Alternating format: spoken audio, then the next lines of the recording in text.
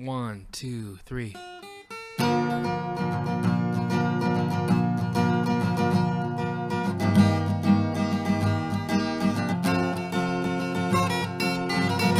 This is the Cider Ranch Podcast. I'm Ben. And I'm Mike.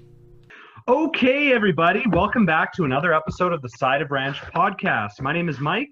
And I'm Ben. And today we're joined again by one of our all-time best guests. He was on our podcast a few months ago, which actually feels like 30 years ago because of COVID. But yeah, I think he was our first guest on the show, and probably the one that we're really excited to chat with. And now he's back. Surprisingly, he actually somehow responded to my email and wanted to chat with us again, which I'm really surprised by. So I'd like to welcome Mr. Mark Sargent back on the show. Mark, welcome back to the podcast, man. Wait, this isn't Jimmy Kimmel? No, it is. He's Okay, good, yeah. good. You're actually our Matt Damon for the show. So, in fact, we'd prefer it if we never spoke with you again. Thank you. No, thanks, guys, and thanks for bringing me on. Happy to be here in the middle of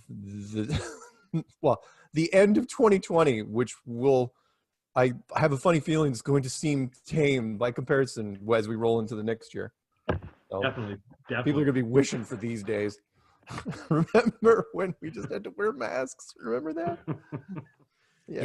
So before we get kind of started, how is everything going down where you are with the whole, pandemic in the U.S.? How is it affecting your area? Horrible. America's going down. It's going down like a sack of dirt.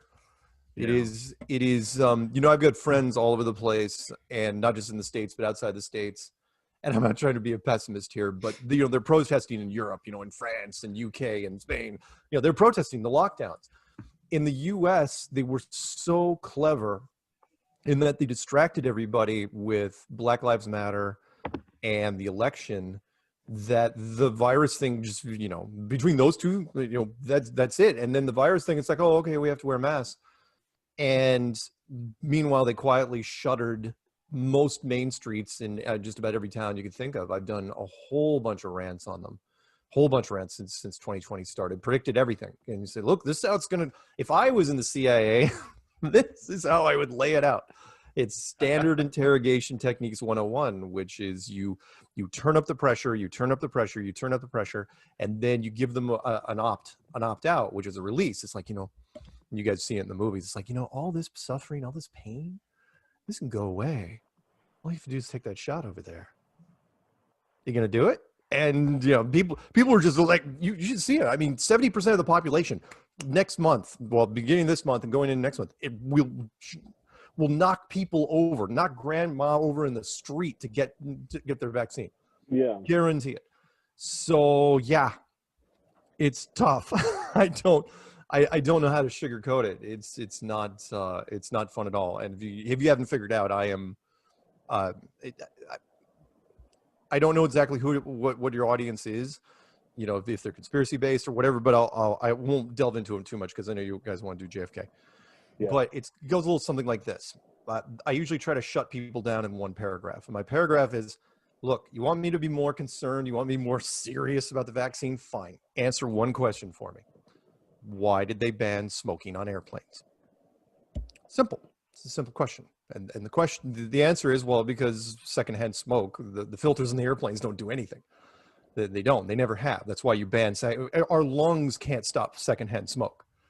Hence the lawsuits. You smoke, you breathe in your partner's face for 20 years, they're going down.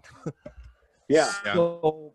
So if that's the case, and virus particles are 80 times smaller than smoke, why do we have airplanes flying? Why are no airports ever closed? Why did I go take 6 flights last month when no issues whatsoever? Nobody asked me any questions. Nobody tested me. Nobody did anything. Why? It's because it's something else. There's something else behind this. It's a much, much bigger issue. I mean, seriously, I don't want to draw this out, but I got to get one more thing. And that is, if you're a movie It's too late fan, now. We're already into it. We're already into it now. All right. Well, Steven Soderbergh's masterpiece, Contagion, from 10 years ago, right? Great movie. It's a great movie. is the gold standard for pandemics. And it is almost flawless in its layout. And that is, if it's an actual pandemic, everything is closed. The first thing you close is the airports. Everybody knows this. The airplane is just an incubator.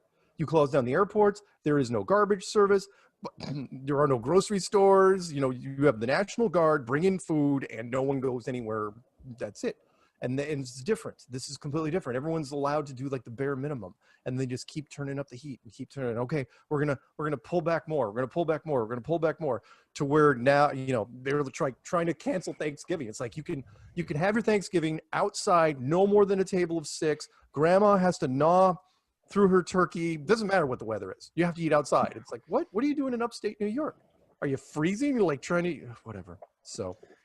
Just to play devil's advocate though, for Contagion, wasn't like the kill ratio or the deadliness of the disease like quite a bit higher than COVID though? It was, but that's my point, which is, look, in Contagion, they treated it exactly like the Spanish flu. If the Spanish flu happened today, that's what Contagion was about. The thing is, that's what we were sold, at least in the States. That's what we were sold right away, which was 1% kill rate. I should say death rate, whatever you want to say. I'm not. Yeah, sorry. I should be. Yeah, let's be careful. Screw it. For me, I'm going to say kill rate. I'm going to change it. From now on, I'm going to say kill rate. 1% kill rate and 3% kill rate if you're a senior citizen. And it was a bait and switch. It never happened. In fact, it wasn't even remotely close. And not only that, but in Contagion, you either got it and, like anything, it just ravaged people. You got it and you were scared to death of getting it. Or in fact, they didn't even run into people. There was like very, very few people that were immune. You just didn't run into, people were scared to death of each other. Yep. This was not it, where they're saying, what, a third of the people are asymptomatic? And there's a meme going around. It's like, sorry, if the disease is so deadly, you don't even know you have it, then it's not that deadly. Yeah. And I'm not trying to make light of this, but look, everyone's got a contact list on their phone, right? Mm-hmm. Right? Have you had to delete anyone from your phone because they died? And if they died, were they struck down? I did a special rant on this, and let's end it this. I did a special rant on the reason why the Americans, especially the Americans, are like breaking curfews and going to bars and doing secret weddings and all this stuff, is because the fear hasn't been personal. The old, can I swear on this show? Yeah. Okay. Absolutely. I mean, I'm not going to swear much. You ever heard the term when the shit gets real? Yep. Right? Yeah. It's like everything's fun and games and then it gets real, right? And that's what never ever happened here in the States. Meaning, it's kind of like a horror movie where you play scary music that, the scary music, something's going to happen. Something's going to happen. And then nothing happens. And there's only so long you can play that scary music. And find me somebody who was jogging one day and then a week later he was on a respirator and then a week later he was dead. There's no shock and awe. That's how you make a great horror movie. There's nothing that, that's how you scare people. It's like, wow, I saw Tom just like 2 weeks ago. He's dead? You mean you would know people? It's like that waitress, the guy that pumps my gas, the guy, you would know people. And I just don't. I mean, and I'm sorry, an 80-year-old, I'm not picking on grandma, but an 80-year-old with hypertension, diabetes, lung cancer, heart disease, well, all these things, that doesn't count. I have an uncle who had a stroke last year. No, sorry, 2 years ago, right? Never was quite the same. Mm-hmm. Got pneumonia at the beginning of this year, then finally was hospitalized, tested positive, and that's what he's going to go down as. It's like, really? So it's not the pneumonia, it's not the complications from the stroke, it's that. And sorry. Okay. Anyway, I think we can definitely do one on COVID, but let's go into something else. If you want to cut that part out, and that's fine. But that is my take, and it's just getting worse. You asked how things in the States, they're horrible. Yeah. Because you've got half the country that's absolutely on board with it. It's like, line me up for the vaccine. The other half are like going, what the hell are we going to do if if they tie everything to the financial systems and the hospitals and the airports and, if they tie the vaccine to that, what are you going to do? It's going to be a mess. It's going to be a huge mess. Yeah. There you go. So Cool. on that note, That was a great. That was a good. let's How do we? We got. Well, I'm trying to figure a way to segue this into JFK. So all I'm right. gonna. I gotta COVID get. is the most recent conspiracy one. out there, along with the Yes. election. The oldest conspiracy I can think of, the oldest conspiracy that got me into conspiracies in general, that ties all my mindset together, was JFK. Before JFK, I grew up on a rural island, near the San Juans, just south of the San Juans. There's a big island called Whidbey Island. And I grew up there. And when you grew up there, if you were born anywhere near there and you grew up in that system, you are very naive to everything. And it was the 80s on top of it. We were naive. Yeah. We didn't even know what gay people were. Yeah. There was no gangster rap. No, nobody was angry about anything. It was pastel colors and smiles, and everyone was, what, cocaine? I do cocaine, but it was hugs, not drugs, kids. So I did not believe that anyone lied about anything. I didn't. It's like, why would the powers that be lie about anything? It's a wonderful world. Why? Everything's great. In fact, it was the early version of the Lego song, "Everything is Awesome." Literally, it was that. I mean, that was the 80s. I miss it so much. It was so great. From 1980 to 1989, it was amazing.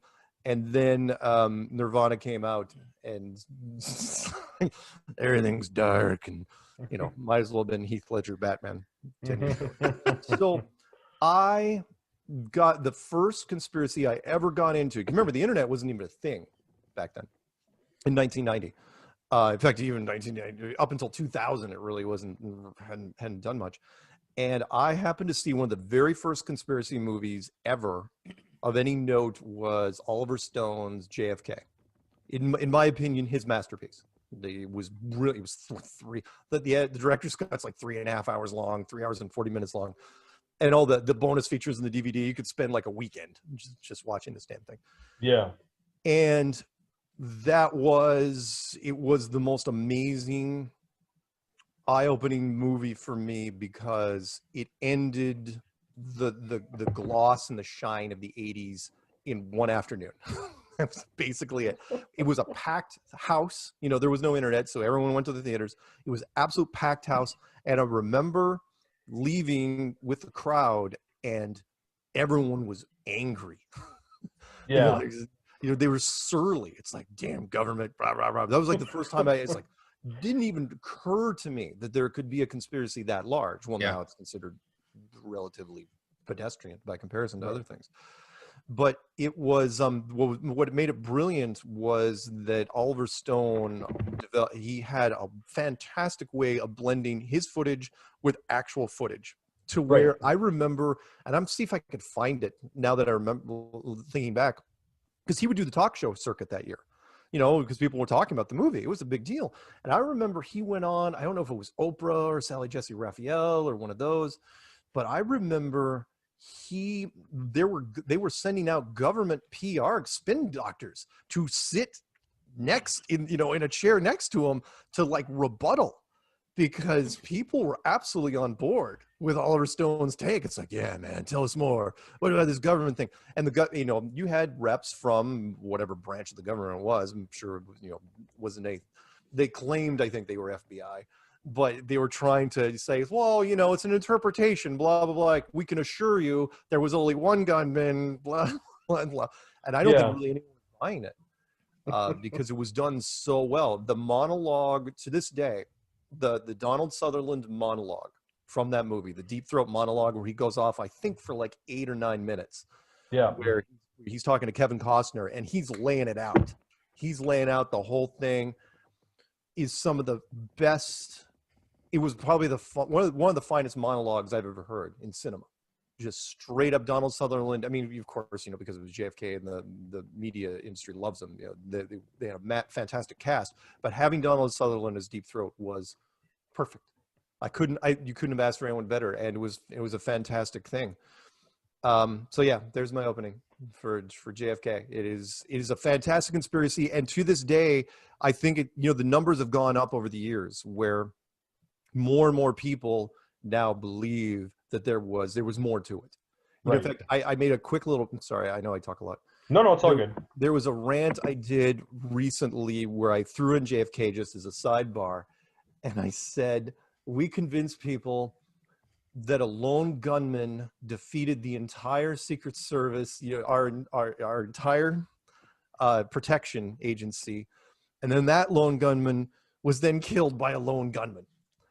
It was Right. like Yeah. having an elf killed by a unicorn. It's so freaking rare. It's like, really, a lone gunman, and then you're gonna kill him? It's like, Yeah. all right, everybody, roll credits. That's it. That's how you tidy things up. Yeah. That part was absolutely brilliant. Do I think there was even more to it than the movie JFK? Yes, I do. So, but I don't want to keep talking. So, where do you want to go from there? I was gonna say too, just to give some context too, because I've done I wouldn't say a ton of research. You're obviously way more versed than I am, but when it kind of comes to JFK and conspiracy theories in general, there's a lot of theories out there. Starting off with the grassy knoll, was there somebody there? Number two, was there a second bullet? Was it the magic bullet theory? Right. And also the fact that, hey, there might be another gunman, or the Umbrella Man, which was I believe the Umbrella Man was proved to be false, because they were saying that there was that one gentleman who was standing there with the umbrella, and there was theories that he was using it as a marker for the gunman to shoot. Sure. Or there was also specific theories saying that the actual umbrella had a gun type item or gun type contraption in it, but Sure. that was more along the lines of like a conspiracy theory in itself, because that seems quite unrealistic for that to be as direct and as integrated as it should have been. But Yeah, I guess for Go ahead. sorry to interrupt you. No, But- go ahead. but Go ahead. My main thing would be just to kind of understand the mind of someone like yourself who hears all these theories, and I'm sure there's plenty more that I'm not aware of, to kind of get a sense of, what do you think? What are your thoughts? What do you think is a really strong theory? What do you think we shouldn't pay attention to? Okay. And all in all, what do you think? Like, what are your thoughts on this Okay. situation? Yeah, I have absorbed way too much when it comes to JFK. There's some fantastic documentaries out there on it. There's some on YouTube I think I've downloaded to my hard drive. I haven't watched in a while. But let's look into, because I actually was toying around with the idea way before I got into, what I'm into now. But let's get into the why first, because that was a line from Donald Sutherland. He was like, why, and who had the power to cover it up. And then we'll get into my best choice. Okay, look, right off the bat though, do I think there was more than one shooter? Hell yeah. Do I think there was more than one shooter? And the big reason I think that, and this is what makes me different from other conspiracy people, I don't mind going into the dark places that from the government's point of view. I will put myself in their shoes. One of my big qualifiers for a conspiracy is, do the ends justify the means, and is the greater good served? People, love to talk about the black hats and everything's super mysterious and dark and sinister. And I'm talking like Dark. Yeah, I'm talking like Batman, like Christian Bale, just gargling. I'm not wearing hockey marbles. pads. Yeah, I was born into it. We'll bleep it out. I am the League of Shadows. Excellent.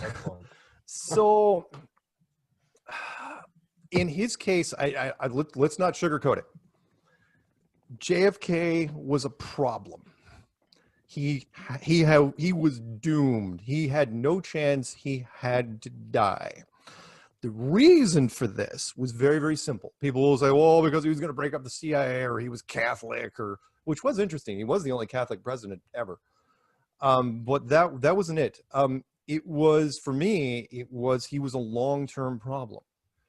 Meaning, he was killed in 63. Right, end of 63. Yes. If he isn't killed in 63, well, what happens in 64? Well, he starts his re-election campaign. And if anyone knows anything about history, Kennedy was unstoppable at that point. Between Yeah. and you can give some of the credit to his wife, because they were, the whole Camelot thing. They loved, America was absolutely in love with the Kennedys. I knew this because my parents' wedding reception dinner was the day he was killed. No way. But yeah, and America just, the younger the better. The college students just absolutely adored it. I mean, they just loved the whole idea. It was very optimistic. Remember, this was before the 60s morphed into the whole Vietnam, summer of love, let's, drop acid and do all that stuff. It was the kind of like the end of the 50s really was in the early 60s. So anyway, he was going to get reelected in 64. No question.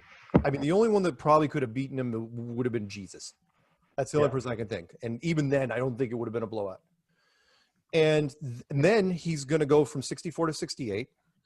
And again, if you follow history, his brother Robert would have absolutely gone from, it would have been a baton handoff. It would have been like, oh yeah, Bobby, 68 to 72, would have been reelected, 72 to 76. At that point, we're talking 16 years of the Kennedys, right? And hell, at that point, you might have even forgiven Ted for the whole Chappaquiddick thing. And you remember the Kennedy dynasty wasn't even supposed to start with JFK. It was supposed to start with Joseph. His father, right? No. His father. There was an older brother. There was an older brother of Jack. Had a huge Catholic family, and a lot of daughters. There was a big family all over the place. But the guy who was supposed to be president first was the older brother, and his father was really, really big about it. It's like, look, you want to be president? First thing you got to do, you got to go into the military. You got to serve because you relate to all the servicemen, and hopefully we can make you a war hero somewhere. So he volunteered to be one of those fighter pilots in Britain during the beginning part of the war before America really, really got into it. We sent over fighter pilots and he got shot down and died. Yeah. So anyway, the point, what I'm getting at is that JFK was going to get reelected. And yes, he was a pain in the ass. Was he going to break up the CIA? Sure. All the stuff that Donald Sutherland said he was going to do, he's probably going to do. But it wasn't just that. He was going to keep going. And the powers that be, I don't care who you think they are, everyone's got their favorites. The best part about the true power is they stay hidden. If people, it's like if you ask any conspiracy person what their top 10, like rank from 1 to 10, the most powerful groups. Oh my God, they'd be fisticuffs because people wouldn't be, well, what's the Illuminati? No, it's Council of Foreign Relations, Trilaterals, it's the Vatican, it's the Masons, it's the Jewish cabal. The Rothschilds. It's the there you go, the Rothschilds, see? And so on and so on. But who's number one? We don't know. And it's supposed to be that way. You're not going to know because the first rule of power is stay hidden. It's the ultimate power thing because you can't be a target if they don't know who you are. You can't be overthrown if they don't know your name. It's the curse and blessing of being the puppet master. So that being said, if JFK is going to be a problem and his brother, the Kennedys are going to run the show for 16 years, no. Sorry. That could happen because it's like, no, we got to end this thing now. In fact, we have to end it before 64 because that's when the election process starts. It's like, oh, you got up for re-election, and then the spotlight's on you a lot more. So that's why they had to take him out. And by the way, don't think that's a stretch because look what happened with Bobby, right? That was a message. That was a warning shot to Bobby saying, don't you even think about running. And what do you think happened? It's like the second he said, oh yeah, get in the primaries. It's like, no, we're not even gonna let you get out of California. Send the assassin, look up the Bobby Kennedy conspiracy. He was taken out and he, lone mad gunman from the Middle East. It's like, really? Now, not to sidebar, but the Bobby Kennedy one, that's the one where he was giving that speech. Yep. And he left the podium. Goes to the kitchen and the guy shot him, and the guy is still in jail today. He's still alive in jail. Oh, what's his face? He's still alive? He's still alive. I remember reading up about that recently. He's in his 80s, I think. By the way, on a sidebar, do you know that I just watched a video? I should send it to you. You remember Happy Days? Yes, with Fonz. Remember the Fonz. Mrs. Cunningham, Marianne Ross, from Happy Days? She just did her granddaughter just did a flat Earth video with her. She doesn't like it, but I was like, Is that Marion Ross? Yeah, Marion was her? Ross. And I was like, Oh, and I'm okay. watching this. I'm going, Marion Ross is still around? She's 92. Wow. And she's living in some like complex in near the beach in California, and is like, she was like, oh no, I learned it was a globe. And wow. Anyway, Hold on, I'm actually just looking. Just bear with me 1 second. I'm a quick Googler here. oh, you His want me name- to- while Mike- you want while me to Mike send you the does that- video? Here. His name is Sirhan Bishara Sirhan. But I Yeah, remember yeah. that he The, went the by short version is Sirhan. Sirhan. Yeah. And no, he's still alive. He is currently. Hold on, if I can actually. I'm sorry. find it. I'm not as well versed as you guys with this too. But who did he kill? Sorry. Bobby his name? Kennedy. Bobby. Kennedy. Oh yeah, Bobby Well, Kennedy. Yeah, Robert because F. again, Kennedy. that the public was so in love with the whole Kennedy concept that when Jack went down, everyone was like, look, it's like, well, maybe Bobby could run. There was no conspiracy back then. You know, from the general public, there was no conspiracy. The whole reopening of the files later, that hadn't happened. They're like, well, it was a lone gunman. He was obviously crazy, and he's gone anyway. And then, you know, Bobby, I don't know what he was thinking. Honest, what the hell was going through your mind just then? You didn't hear the rumors, the word on the street? And yeah, he didn't even get as far, not even close to where. I mean, yeah, he gave the speech. He goes in the kitchen, and if you look at the conspiracy, it looked like it was machine gun fire, and there were more than one. And what's his face was the patsy, Sirhan, and he wasn't killed because people weren't as in love with him as Jack. But and then Ted Ted was the smart one. Okay, so let's get into the whodunit. You know, the clue, you know, it was the butler in the Kitchen living with the room knife. with the candlestick. You know, who was it? Who, you know, because everyone's got their favorite. You know, do I think it was Oswald? No, of course not. Oswald was a great patsy, and in fact, he almost blew it. That's why, I mean, he was so vocal, by the way, about it, that's why they had to take him down. He wasn't going to shut up. So, you know, eventually they what I've learned about the powers that be is they don't take chances. It's kind of like the mob. You know, you've seen some of the mob movies. Like, even if they even have a glimmer that you're gonna rat, It's like, game over. and it's like, oh, get some plastic for the trunk. So, which was kind of like the I mean, I saw it in on different things, but I love the one from Heat, where they absolutely completely plastic lined it, and it was like, oh yeah, we're gonna walk you out and take you out and just throw it in the trunk. Great movie.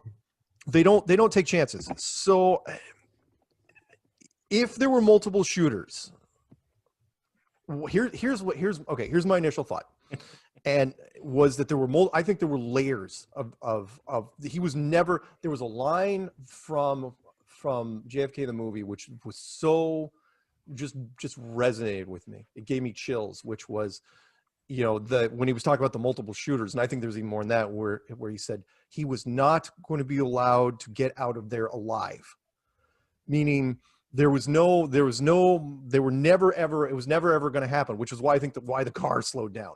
Right. And, you know, I think that even this, remember, we're talking about soldiers. No offense to the Secret Service, no offense to the alphabet groups who may be listening to this. But they're paid to follow orders, no different than astronauts. You know, astronauts are soldiers. In fact, they're colonels or higher in rank.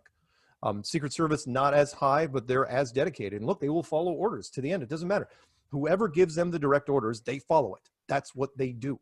And so if they're told, it's like, look, you know, they're not, they're kind of like spies in a way, but they're more direct. Kind of like when I tell people when we talk about different conspiracies and why people do things, like, look, they're just cogs in a machine. When you send out a sniper, a spy, you've seen the movies. That's very, very true. Which is like, look, you get a folder, you're going to see this guy walk out of a hotel lobby. You're going to shoot him from over here in this building, and you're going to get the hell out of there. And here's your passport. Here's your money. The spy doesn't get the backstory. He doesn't care why the guy's in the lobby. He doesn't care who they're tied with. He's given a job. He's given a job to do. So do I think, there's a reason why I'm mentioning this, do I think the Secret Service, you know, because there were 6 people in the car, right? You had the driver, you had the bodyguard right next to him who was riding shotgun, you had Connolly and his wife in the middle, and you had Jackie and Jack on the, John, in the back seat, respectively. And do I think there were rifle guys shooting from multiple, grassy knoll and other places? Sure. And I love the idea that there was somebody in the drain, in the sewer drain with a shotgun. Okay, sure. Just in case. But the Zapruder film came out. They didn't need to, and remember, it was released by the government after the fact. They got the original copy. There's been lots of people that have said that there were frames missing, that there was something else happening in the background with the Zapruder film. The people, I know I'm older, but if you're new to this, look up the Zapruder film. The only film of John getting shot. Now, not to once. So the Zapruder film was filmed by. Was that Zapruder. It was the Zapruder. Was he just a civilian, or was he? Yeah. So, well, that's just it. He was supposed. Again, you can't take it with a grain of salt. There's an old saying which I love, which is "Trust everyone, but count your change." Yeah. Which is like, okay, I mean, was it actually him? Sure. The bigger question, because people forget how things get into public, which is, remember, this was the 60s. The Zapruder film was confiscated by the government and then released to the press. Yeah. They didn't have to do that at all. But the way it was done, apparently, whatever. Now, could they have snipped a few frames out? Sure. But there's some things in it which which are telling, and you can look this up. There's the theory that I like about the Zapruder film was that the fallback position. Of course, Oswald was just the fall guy. He didn't take any shots. Never would, by the way. I'm a shooter. That rifle was absolutely, when they described it, it was a piece of crap. No one would ever shoot that rifle. Plus, he was an American Marine. He would use an M14 straight up. He could have gotten one very, very easily with his military background. Easily. Doesn't really, plus, he would never have shot from that angle. He would have shot as he was coming up the street. Oswald, just take him out of it. The other shooters, shooting from multiple, shooting a moving target through people, in the limo, would have been tough. I think the fallback position was always the one that they were always, they were hoping that wasn't going to happen, but they did. And my theory is that it was the driver himself, meaning he had he shot him with a handgun, left-handed, over his right shoulder. And they use the special, which we don't really talk about, the special CIA rounds, which are poison rounds. A lot of people, by the way, don't understand that you can poison bullets. Never ever talked about in like military or even spy movies. It is so amazingly easy to make poison bullets, and nobody talks about it because they just, I don't know why they don't. It's never issued to law enforcement. Maybe they're worried about a ricochet. But that he was shot over his right shoulder, and that's why why it was so easy to do. Well, relatively easy because it was within 6 feet. But that for me, the thing that got me was Jackie trying to get out of that car afterwards. Shots coming, and then think about this. Jackie all of a sudden watches a guy who's 6 feet in front of her turn around and put a hole in her husband's head. What do you think your first instinct's going to do? She's going to try to get away from it. She's climbing off the trunk of a moving car that's starting to speed up, and the Secret Service has to come in and get her back into the car. That's my take on who, was it, the butler with the candlestick? Yeah, I think it was the driver. Okay, I think there were other shooters. I think he was the fallback position, and I think if you look at the Zapruder film closely, there's a little glint of something along those lines, because it wouldn't have been that tough a shot for him to do. So I have two follow-up questions for you. Sure, go ahead. So you were saying that just you don't believe Lee Harvey Oswald had anything to do with it. Other than was he hired to? No. In fact, I don't even think he was even hired to do anything to the president. I don't even know what his connection was, other than he was. I don't know, but he wasn't going to take a shot. My question, though, because I remember watching, I don't remember the exact documentary. It was on YouTube. Yeah. But they were saying that the area at the Texas School Book Depository, right? Book Depository, yeah. In that window where he allegedly shot his bullets, there was rounds that were Shell left casings. there, Yeah. and they matched the exact bullet that was found in JFK. Yeah. Is that correct? Is that Well, correct? yeah, sure. But you got to remember they were always going to say that. They were all Right. that was part of the cover story, which is you have to match. Come on, we've seen this even local, well, mostly TV and movies. But to fake a ballistics report, that is not tough to do at all. You just say, in fact, that which is part of the JFK myth and legend, which is the pristine bullet. You know, which is forget about the winding around bullet stuff. Look, I shoot bullets fragment on impact. It's lead jacketed with copper. They absolutely will. They turn into a mushroom, and they turn into just nothing, just a ball of goo. And this bullet came out, and it was found, you know, next to the body, and it was absolutely pristine, shiny. It didn't have not even anything on it. No. It was there was a secondary monologue in the movie which I loved so much, which was Oswald was supposedly, you know, when he left, when he figured out that he was on the hook for something, you know, they had already put out, it's like, oh yeah, it was Lee Harvey Oswald, supposedly walks through a neighborhood, and then a cop pulls him over, he shoots him, and the big thing for me was he goes to, you know, he's going to get away scot clean, but instead of paying the 75 cents for a movie ticket, you know, he just goes in, and of course she calls the cops on a guy who didn't pay for his admission to the movie ticket, and that was it. He was nabbed right then and there. He did everything wrong, or he panicked in this case, but why? Why? I don't know. I don't know what the mystery with Oswald, which we'll never ever know for sure, is what he was supposed to do in the first place. Because one thing we know is he was never supposed to kill the president, or maybe he was scheduled to do something later. But I think he was just placed in that building to be the guy. Do you think that he was placed in there prior, or do you think after the fact they? Do you think? Like, I mean, the book suppository, or depository. Like, do you think it was planted, the stuff after, or was there a legitimate timeline in place after he left that area that is proven that he was there at that time? You mean like where he supposedly shot the cop dead? Yeah. Tippit, and then, well, that's just it.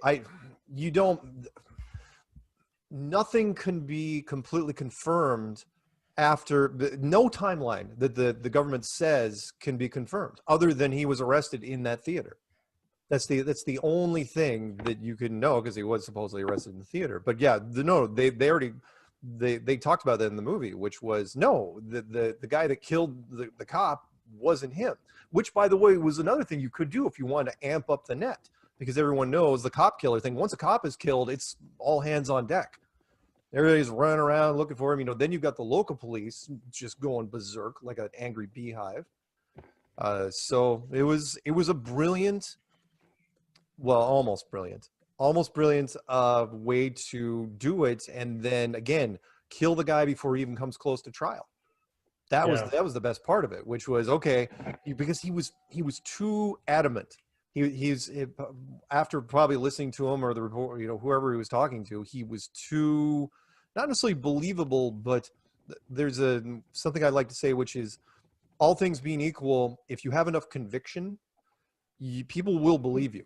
You know, and he was talking to, you know, they didn't want him anywhere in a courtroom, which is so true. You create Jack Ruby, and it's like, oh yeah. And were there connections? Did they know each other? Yeah, possibly. You know, fall guys are fall guys. It's common in crime. How he didn't know, or maybe he was promised something, betrayed at the last minute. Now, another question, just for my second follow-up. Yeah. You were saying that you believe the driver shot JFK. I think, yeah. I think Secret Service was the fallback, meaning sooner or later you had to shoot him in public.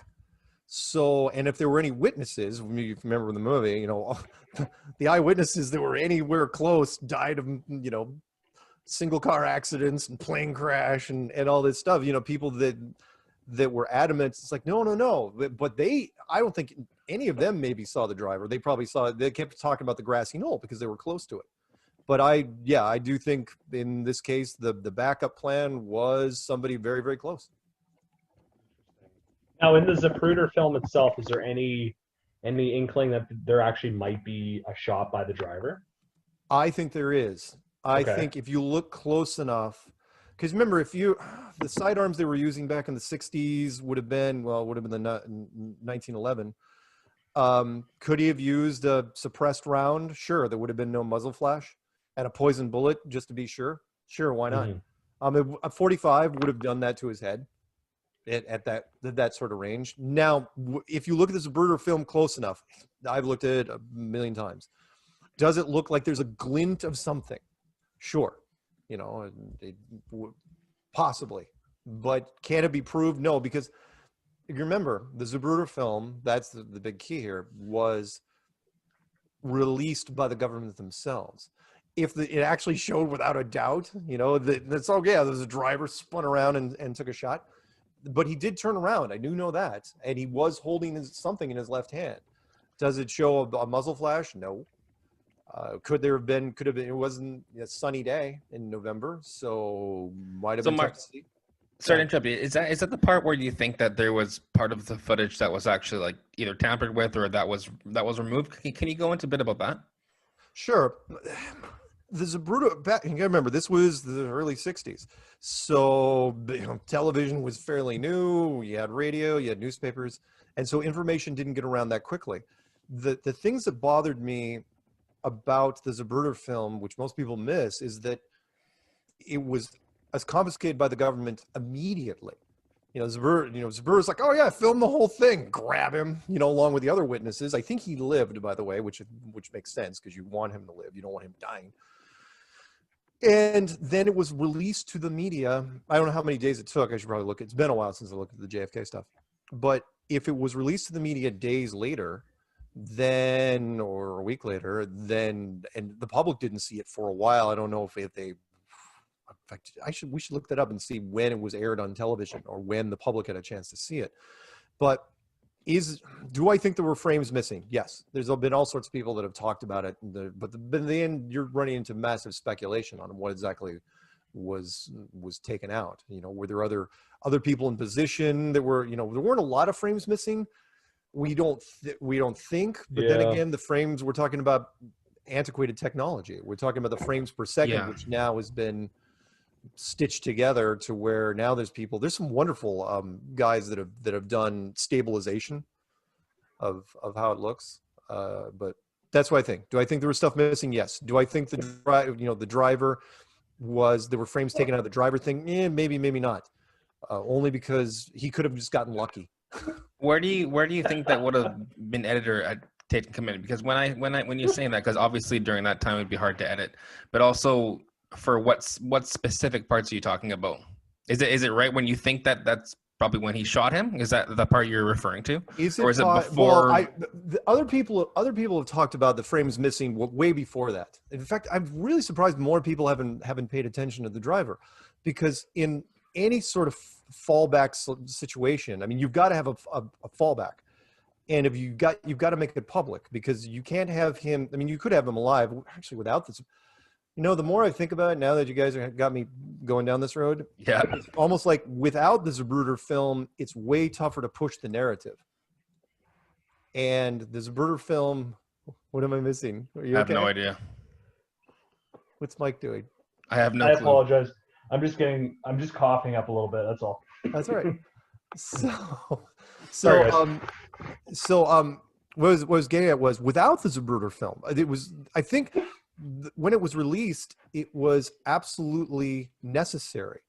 So, but why more people didn't focus on the driver? Well, maybe that was the whole point. Was the line from Donald Sutherland was very, very telling, which was, he said everything else, the who and why, it was all just parlor game. Just getting people to guess. I mean, most people can't even. You find 10 people on the street, you can't even get them to agree on who did it. Yeah. People say, oh, it's the mafia, it's the Cubans, it's the CIA, it's, a lot of people, it's like, look, the people that were closest to him were the Secret Service. And you say, well, the Secret Service protects the president. It's like, yeah, but they get their orders from another group. And people think that the president is the highest, you know, the highest on the totem pole. He is octaves below people that are up there. The running joke, which we did in movies for years, people just don't understand it, which is like, especially in the United States, we convinced people in movies and television that the president of the United States had a briefcase which he could basically open up at any time and push the button and just destroy Russia, right? Yeah. It's like he has his finger on the button. Ronald Reagan has his finger on the button. Oh my God. And it's like, no, the president of the United States even now has a salary of what, 400 grand a year? Like, Yeah. that's nothing. He's literally just a figurehead. That he's just a plate. He might as well be his own press secretary. That's all he is. And so the Secret Service, look, they're military. They take their orders from generals. And if the general says, look, you gotta they're not even going to tell them why. There's an old saying, you've heard me say this a million times, which is above your pay grade. You know, you're not even allowed to ask, you know, not only do you get to not to know why, you don't even get to ask. It's above your pay grade. Yeah. And again, no different than the sniper. But the sniper, you know, when he shoots the guy outside the hotel, he doesn't even ask. He doesn't even get to ask, well, why'd I shoot that guy? He knows better. It's like, you just shoot the guy, you do your job, you collect your paycheck, you go home, and hopefully you won't get set up later for something wrong.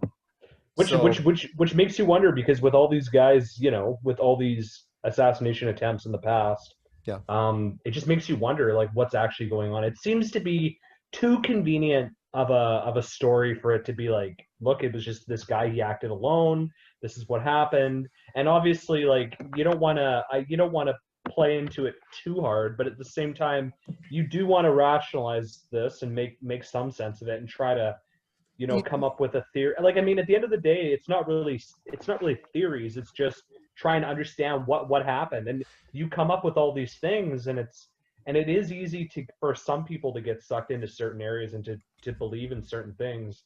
Yeah. But someone like yourself, it seems like you obviously have done your research and you have a multiplicity of ideas and thoughts, and you're able to kind of converse them into something that makes a little bit more sense and that you can talk about, which is good, because it is fascinating with this whole theory, because, you know, there's so many different elements to it, and there's so many different YouTube videos, so many different books written on it. I guess in terms of that, it's so hard and convoluted for someone to go, hey, where do I start? If I want to read about this, where do I go? If you want to start anywhere, well, honestly, I would start with JFK the movie, because it's so comprehensive in the overview. And that is, it gives you at least the players. What I love is, because I've been doing this long enough, that it created a brand new, you know, we've heard of like movie formulas, you know, like the buddy cop picture, the romantic comedy, that's the plucky sidekick. It created literally out of thin air the lone gunman theory, to where nowadays, I mean, it's a running joke in the conspiracy world, to where there was a television show in the 90s called The Lone Gunman, which was based off a group called the Lone Gunman from the X-Files. It goes all the way back. Which is, you create, and that I will say that whoever came up with that persona, gold star, because you created basically a crazy loner that is killing someone, you know, going after a big target for no apparent reason other than to satisfy, you know, a weird thing, you know. And now, granted, there are some loners out there that do odd stuff. Ted Kaczynski, a perfect example, you know, the Unabomber, you know, lives in a shack in the middle of nowhere and figured out a way to mail bombs. That one was really interesting too. That would be something really good to get into. Weird guy, but very, very intelligent. And quick question for you, because it's obviously, it sounds like you're well versed in that one as well. Just a quick sidebar. Yeah. That Unabomber series on Netflix, did you watch that? I haven't yet. Was it good? Okay, it was awesome, and I was curious if it was at all correct in terms of fact, but you'll have to watch that. You know, considering the amount of Netflix I've watched this year, I probably should get into it. Do you remember what the series is called? Yeah, I think it's just called Unabomber, but let me just confirm for you. That would make sense, because you'd want something that was obvious, because if you said, you know, the life of Ted, they wouldn't probably. Oh, plus Ted, you couldn't use that because that was a teddy bear movie. True, but It's- it's actually called Manhunt Unabomber. Oh, it's good enough. Yeah, Okay. make sure you check it out. It's really good. But not to get off track, I'll let. No, Sorry that's about fine. Go ahead. that. But yeah, Unabomber. going back to what you were saying. Oh yeah, the about- lone yeah. gunman. The lone gunman was created by JFK, and because of that, now and it worked. And people, there's an old, you've heard the sayings, and which is, don't mess with if it's working, don't mess with it. You know, don't mess with the formula. And so every once in a while, they roll out the lone gunman theory. They can attach it to just about anything, and they will use that term very often in the media. They'll just say, "Oh yeah, lone gunman, lone gunman, lone gunman." Very, very scary. People can snap at any time and just lose it. Now, granted, you run into, I don't remember the guy's name, but every once in a while, and I can't remember if it was before. You should look that up. The guy at the first clock tower, the clock tower jokes. He went to that Yeah. campus, and was it Texas? I can't remember, but he went to the clock tower, a sniper rifle, and just started picking off people. He had the ultimate vantage point, and the cops were like, "Holy crap, what do we do?" Yeah. I mean, they couldn't reach him. Yeah. And that was a true lone gunman. And I think they may have even just kept rolling. Every once in a while, you run into. Okay, let's go down that road a little bit a few times. The Vegas shooter, which most people have completely forgotten by now, right? There was like a huge death toll supposedly. Unfortunately, and again, I'm a shooter, so I can tell you this firsthand, and I've talked to plenty of shooters. Which is, given the range and the floor, he was on what, 40th floor or something. He was way the hell up there, and he was way, way, way off, way too far, and he was using nothing but 5.56 rifles, standard military issue infantry pieces of crap. No offense to people, to Colt. Hey, rock on, man. But there's like, you ask any shooter, and you say, if I gave you $1 million to pull that job off from from that position, or I could give you $500,000 and you could choose your own rifle. Every single one of them said, "Oh yeah, I wouldn't use a 5.56. Why would you use a 5.56? Doesn't even make sense. You couldn't hit crap from there with a 5.56. You're shooting just a tiny, tiny, tiny bullet." But again, why did I mention that? Lone gunman. We see the lone gunman, the Sandy Hook thing, lone gunman. Boston bombing. 2 lone gunmen, kind of, but it wasn't even, it was lone bombers, which is a whole other thing. But yeah, it's one of those things where the Kennedy thing started it all, which was, it was just a lone guy. Therefore, and the reason why you do that is because you can tie up that loose end quicker than anything else. You can't have a group of people. When's the last time you saw anything that happened in this country with a group of people that did this? Because otherwise you got 3 of these guys running around still. People get scared. You're gonna lock down stuff. You don't want that happening. Lone gunmen, you hunt them down. You have them do the job or whatever, or they're the patsies. They do whatever, and then you tie it off before the public can get freaked out. It's like, oh, they got him. They got him. That's good. I can go back to whatever I was doing, watching Happy Days. Probably. Yeah. That'd be nice. That would definitely be nice. But now my question to you, going back to JFK and the thought of this lone gunman. My question was, with the grassy knoll, because there's that other film by that woman who was there. That's a separate film, right? I forget the name of it.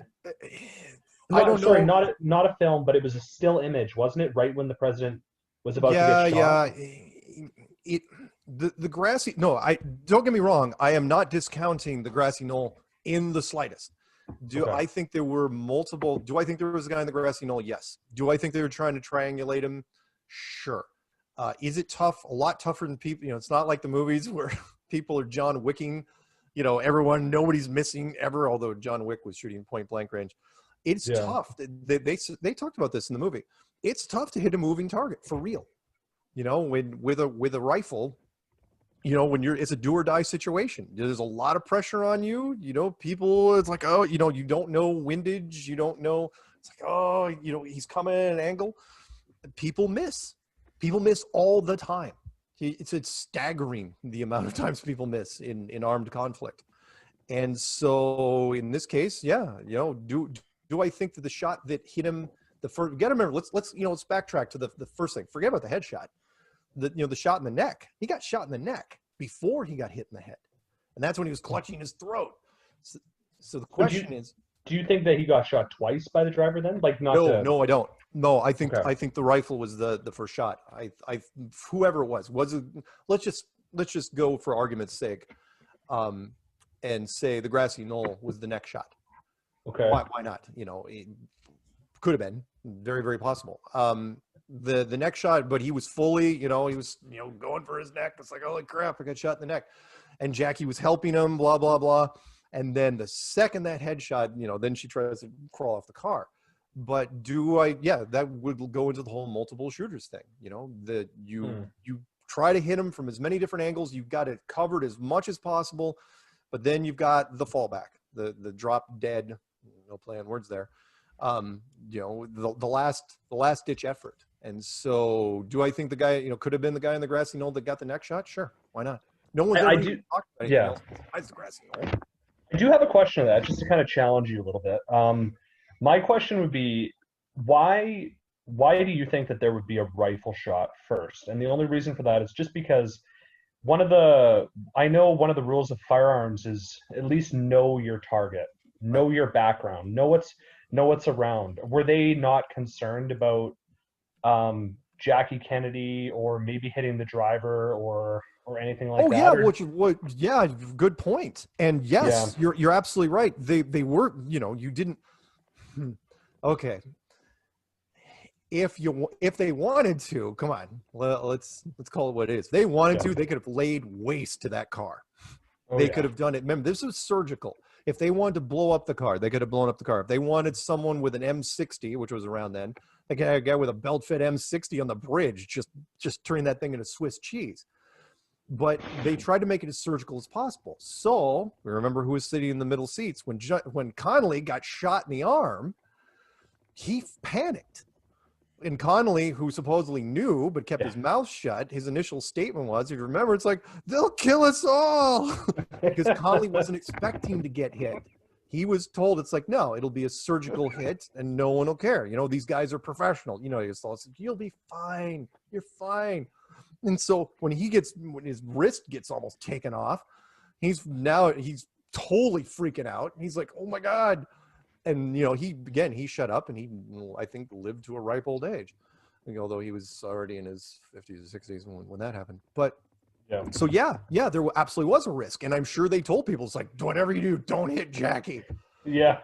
Don't, if you have to air, go left, if you can. And she was not hit. She was not winged. She had blood on her when she was, in fact, that could have been, you know what? New train of thought. Remember, after the next shot, she leaned in to him. That's right. And because she's like, oh my God, she didn't know what the hell was happening, but she was so close at that point that maybe the rifles, because they had earpieces, maybe the rifles were pulled off at that point. It's like, nope, don't have it. And it's like, fine, drop whatever code name for driver was. Number one, you're up, do it. And that was it. And then she realized, well, we're in trouble. And John Connolly again kept his mouth shut. That's interesting because I'm just trying to wrap my head around that because it sounds interesting, the fact that these are all hypotheticals, obviously. Sure. And these are all theories. But the fact that what wasn't hypothetical though was the magic bullet, which I love the monologue, which that one's interesting because everyone kept saying that because the official report is that he was shot twice, both from the back, and the one bullet went through his back into his left thigh. Went through his neck. The back of his neck, through his throat, into John Connolly's arm, left his arm, circled back in. And then, it was ridiculous. Literally supposedly hung in the air for like a second and a half for no reason. And all this stuff. But then the second shot supposedly also came from the back of the head. But when when he kicked his head back, that's not how his head would have gone. You've seen the clip a million times. Yeah. So that part isn't in dispute. What is in dispute is where, how many shooters were there? That, by the way, that was the witnesses. The witnesses that died of accidental causes. They all were the same. They all had the same story, which was no, they heard multiple shots, 4 or 5 shots, some even more. People say, no, it was echoes from around you, and they were very enthusiastic about it. It's like, no, it wasn't. And then, of course, anyone that even claimed they saw something from the grassy knoll, they were done, including the people on the other side of the fence. The people that said that the guy that was setting up was dressed like a cop, which was what you would do. And you would dress them as law enforcement. Not tough to do, because if you were asking earlier, for example, why you would use rifles, right? Why use rifles instead of blowing up the car or machine gunning and stuff like that? Because when it comes to the general public, kind of like a bank robbery, there's an unknown factor there. Meaning you don't know, you don't want to run into like a hero. Guy was in Vietnam and early Vietnam, someone who's got a hero complex. You don't want to deal with those guys. So you want whoever's shooting as far away as possible so they can just shoot, blend in, get the hell out of Dodge. The last thing you want to do is have somebody, it's like, because like, for example, if the shot absolutely came from the grassy knoll and there was like part of let's say a college football team in front of there, it's like, hey, let's get him. What are you going to do? That guy's toast. Unless you've got a backup plan for him, you've got to get them, you've got to have a driver for him. You've got to have him put on his gear, walk away and get away as clean as possible. That's why you use rifles. Keep them as far away from the target as possible. Yeah. You can't have a guy sitting there with an M60 on the bridge. I'm sorry. Yeah. I know I'm treating this tactically. Remember, this is what I would do. Yeah. If the guy's on the bridge and with a belt-fed M60, well, he's going to get pinned. People are going to know exactly who he is, and he's not going to get away. Rifles can get away. He's not just going to kill one person with an M60 either. No, he's not. And plus, you're also, you could remember there were Secret Service cars, but in front, in back. The big thing, of course, the big dead giveaway was the convertible top was completely taken off. It's like, oh yeah, it was a sunny day. It's like, who cares? It violates just about everything we know about security. You don't do that. And yeah, it was a smooth operation. So in terms of resources, so let's say somebody wants to learn about this or find out more information about the theories that you're expressing. Like, for example, the shooting of not the shooting, but the driver shooting behind his neck and shooting JFK. Are there any resources on that? Because I haven't personally heard of that. 1 second. I can show you where I started, which was, sorry, my microphone. Which was, there was a documentary series, a 6-parter.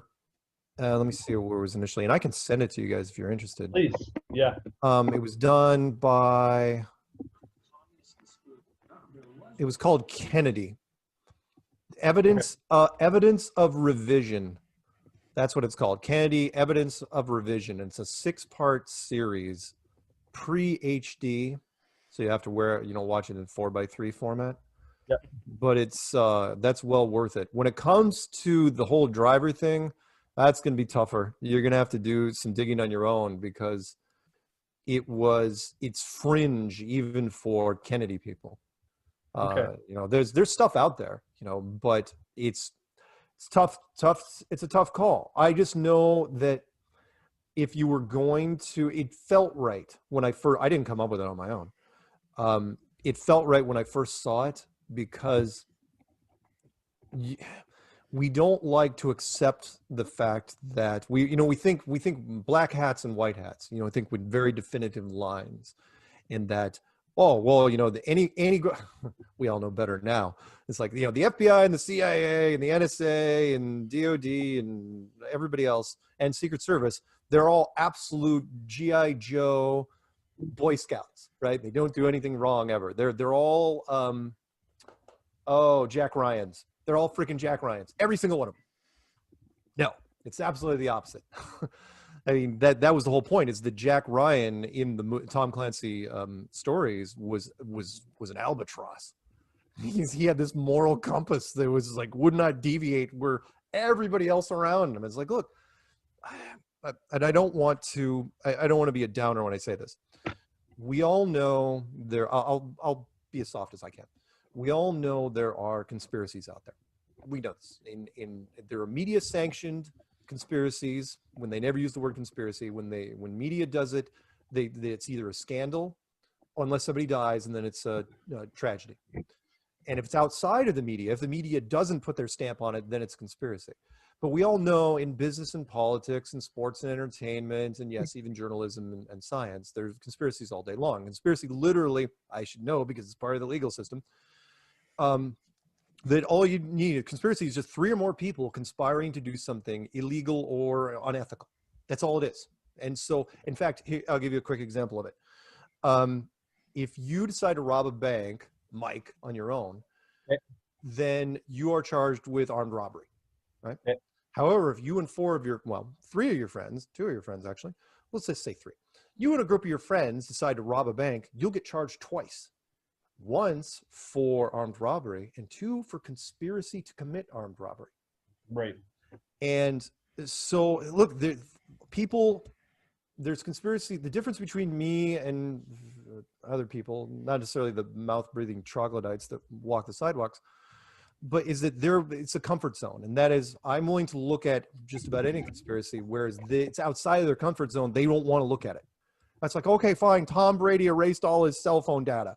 But that doesn't mean that JFK there was multiple gunmen, but it's like, look, Enron happened. Producers completely take advantage of every wannabe starlet in Hollywood. Things happen. All in politics, there's conspiracies all day long. Look, even in journalism, there's all sorts of fun conspiracies out there. Most of it's sex related, but sometimes it's just straight up lies. So things like this happen. Why am I saying this? Because the secrets could have, if it was the driver, then yeah, the Secret Service was involved. Why not? Why not? Why would you let them off the hook? The Americans run the entire heroin trade out of Afghanistan. That's not a big secret. We run it. This is what we do. We figured out that it was way easier to grow heroin in Afghanistan than Vietnam, and much more pleasant in the desert. All we have to deal with is some armed rebels every once in a while. So having one guy, again, the psychological profile, every one of these people before they put him in that position, and they ask them, they basically say, are you willing to follow orders even if it goes against your morals? That's all it is. In fact, a great example of that would have been, sorry, I don't want to drag this out. You remember the movie with John Cusack, Grosse Pointe Blank? I've heard of it, but I haven't seen it. Okay, watch it if you get a chance. It's from late 90s, where he was basically a high school guy who disappeared and went back to his class reunion 10 years later. But during that time, he went to the military, was recruited by the CIA, became a spook. And during that, and became a contract killer, basically. And during that, it was this wonderful little monologue where he was talking about, after he was recruited, and they give you tests. And they found that he had a certain moral flexibility, which basically means that's what you would need if you're a contract killer. It's like, look, you're gonna go kill people. It's like it's not personal. It's just, and if you don't have a problem with it, you're our guy. So you make sure the difference. Fine, you also what you would want to do is you make sure that this guy's not close to the president. Who knows? Maybe he was an outside guy. Maybe he was brand new to the team, not necessarily a rookie, but a merc that you bring in from somewhere else. It's like, oh yeah, new Secret Service guy. He's going to be driving. I think the guy next to him is also on board, because otherwise that party ends really, really quickly. Yeah. I think the concept of like obedience to authority and, and things like that are actually super fascinating too, for especially with going back to studying like Milgram and things like that. Let's do this. I did a rant on this just recently. I did a rant on.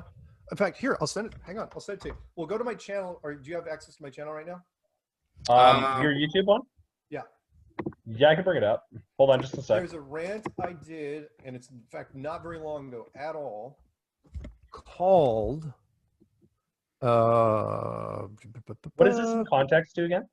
The what? Are we talking about Milgram here, Mark? Yeah, or what? Milgram. Yeah, I Yeah. did a rant on the Milgram experiment. I should get into this Milgram real quick. experiment. Okay. I I okay. don't Well, even think I know what that is. The Milgram experiment? I don't think I because do. It's old. It's an old experiment. I mean, like 60s. You- you did- I mean, basically, in a nutshell, it's basically hinting on like you're saying, Mark, is that like we wanted to see how far people would go in order for them from listening to people for just saying like obedience to authority and being able to kind of almost submit to the powers that be and that kind of thing. So Milgram designed an experiment. I think he was at a psychologist at Yale, I think, wasn't it, Mark? Yeah. In fact, here I will share you the direct video. Where can I post Yeah. this? In chat?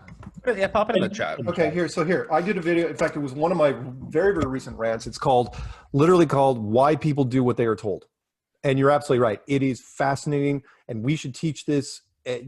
That should be psychology 101. Actually, it should be like I the love first this topic. First thing you talk. Yeah, okay. So in fact, let's segue into this, and then we can wrap it up. Sure. Which is, okay, why people do what they are told. The Milgram experiment, which they, why not? Milgram experiment was very, very simple, which is you go into a room, you sign up for a psychology experiment, and you think that everything's objective, and it's not. You are in a room full of actors. Yeah, you'd But never you get don't- away with this nowadays. Yeah, you'd never be able to get away with this. No, not even close. Although they have done it for a number of years in other countries to see if it's actually still valid. And it absolutely is still valid. It has never, ever changed. And what they did was they told people, it's like, okay, it's like let's like you and me, Benjamin, and be like, okay, one of you two is going to be the question asker and the other person's going to be answer the questions, but it's rigged, right? So you're going to be, so in this case, Benjamin's going to be the question asker. And then I'm going to go into the other room. So they take me into the other room and you see me getting hooked up to electrodes, right? And you shut the door so you don't see me and you can only hear me through an intercom system. Of course, everything is pre-taped. So here's how it works.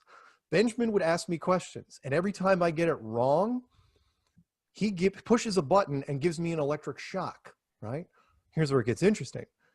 Every wrong answer, they keep turning it up like 40 volts a crack. Yep. Until it basically reaches lethal levels, right?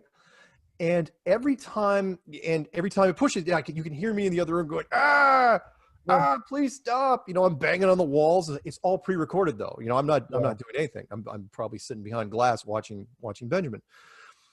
What was interesting was, so the guy that came up with the experiment, the whole concept, ironically enough, was to prove that wasn't necessarily to let the Nazis off the hook, but there was an argument made to where, well, the Nazis, some people said, well, Nazis did it because they're evil, and the doctor said, well, maybe they did it because it's part of human behavior, right? Yep.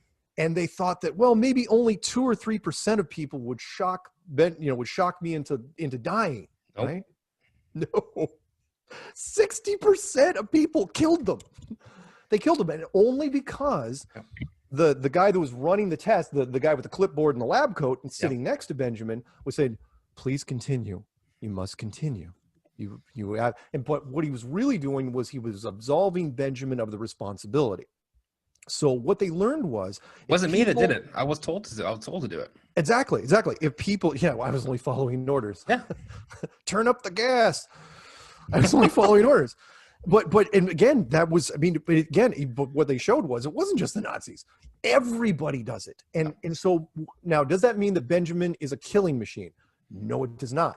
Now, in fact, most people, even going up to World War II, for example, 20% of the people, you've heard this in probably stats, 20% of the people would even pull the trigger on a rifle. Lots of people that were out there in infantry wouldn't even shoot because we have an aversion of killing people directly. However, indirectly, we are absolute monsters. Yep. We will absolutely pull that friggin' switch. Now, had you known ahead of time, maybe you wouldn't have. But then it got worse because then what they did was they added another person to the room, someone like Benjamin sitting next to Benjamin, who was also an actor, right? And then it jumped all the way up to like 92%, 93%, basically almost guaranteeing. And so the scientists were just blown away by this, absolutely blown away. And so I made a video called 2020 Why People Do What They Are Told, and I broke the Milgram experiment down just to remind people of what that is. And yeah, people are really weird. Again, it's hardwired into us. I don't know what exactly it is, but it's this weird paradox because we don't like doing anything directly. If I told you, hey, go knife Mike right now in the neck, right? You're not going to do it, right? In fact, you'd have people, I could hold a gun to you and you probably still wouldn't do it. But you take 1 degree of separation away from that. Yeah. You distance you just a little bit of a buffer, and you'll do it. And people say, no, it's kind of like that denial thing. People are like, no, I wouldn't. It's like, yeah, you absolutely would. Now you wouldn't, now that I've told you about this whole thing, you'd go in there, but you'd only say no just to spite me. Right. But there's lots of people that would go along with this. So yes. Well, that's the thing is that, like, there's that old saying, like, you don't really know what someone's going to do until they're put into a situation. And it's true.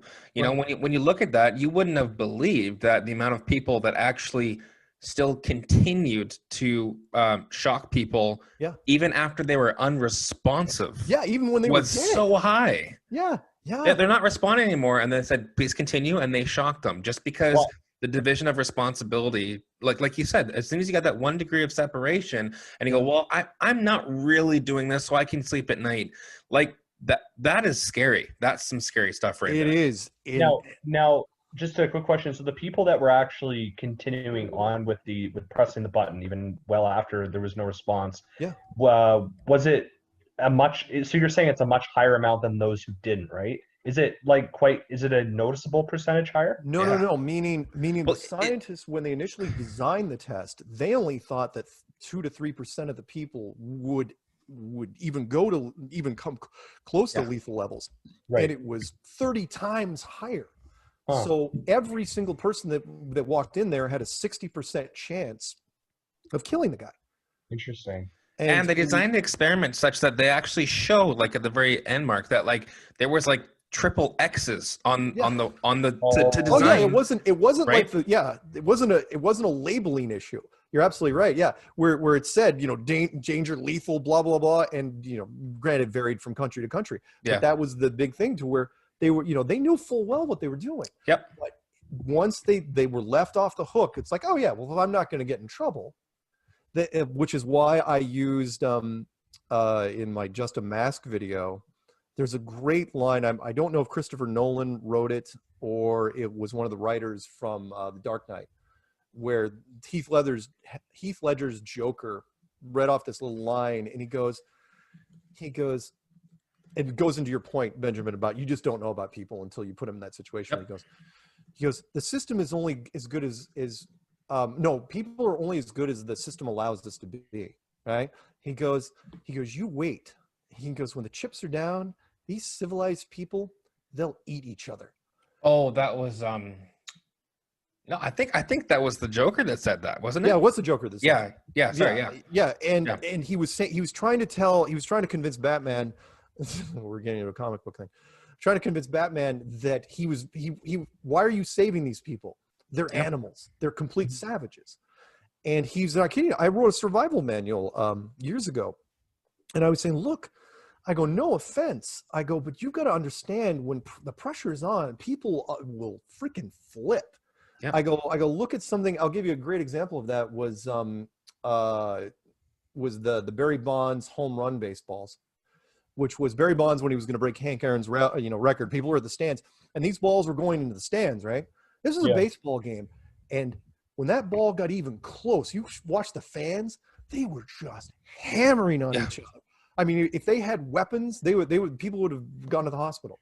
100%. And I go, that was just a freaking chance to get a baseball. And the reason why is because each one of those baseballs was worth thousands of dollars. And that was just for money. Like, you put people in a life and death situation, all bets are freaking off, especially mothers, by the way. Yeah. Well, I think this has been incredible, but I think it would be awesome to have you on again to talk more about that kind of stuff, and just like, not even just like the psychology behind like obedience to authority, but like you said, like, it's funny, I wouldn't consider myself, a conspiracy theorist buff, but I think that there is quite a bit to talk about for why certain things, those experiments aren't done nowadays. Well, it's unethical, and a lot of people had a lot of trauma from it. Sure, yeah, but that was a pretty. I mean, that kind of paved the way to, like you said, for people to show how far they'll go when they're put in a situation just with someone, like you said, All they had on was a lab coat. Some of them had glasses and a clipboard. Yeah. That's And it. did they? So I just have two questions to follow up with the Milgram experiments. Yeah. You were saying that the people that were pressing the buttons, did they see the people before No, they that's the catch. at all? No, Okay. no, they could only hear them. Now, did they actually interview these people afterwards? Or are there like interviews of these people talking? Yeah, after yeah, explaining yeah, yeah. Yeah, there are rationales lots of why they did it? testimonials. Yeah, yeah, and Okay. people, and again, that was the other thing. They had no, there wasn't really remorse because they were following the because the instructor took full responsibility for what was happening, Right. or they assumed it. And it's like, no, not my problem. It's like, Yeah. you What know, what did the instructor say to them before? Just don't worry about it. Like we got it under control. Kind of there's thing, a you do your lot. thing? In fact, it's in the video I put in there. Okay. Something along the lines. I don't remember. I'm not going to butcher it too badly. Something along the lines like, you must continue. It is, Yeah. Oh. it is essential that you continue. Yeah, the experiment Oh. requires that you continue that kind of thing. You might as well have done it in a German voice, right? You Yeah. must continue. So they didn't actually say at any point, hey, stop whenever you want or carry on if you want to keep going. Well, It's just no. That's the whole thing. You don't want to give them the option. They were trying to test how far, without basically what they were proving was they could push them either way. Yeah. When you got and it's like, people shouldn't be that flexible, but they were. But only if they had that degree of separation.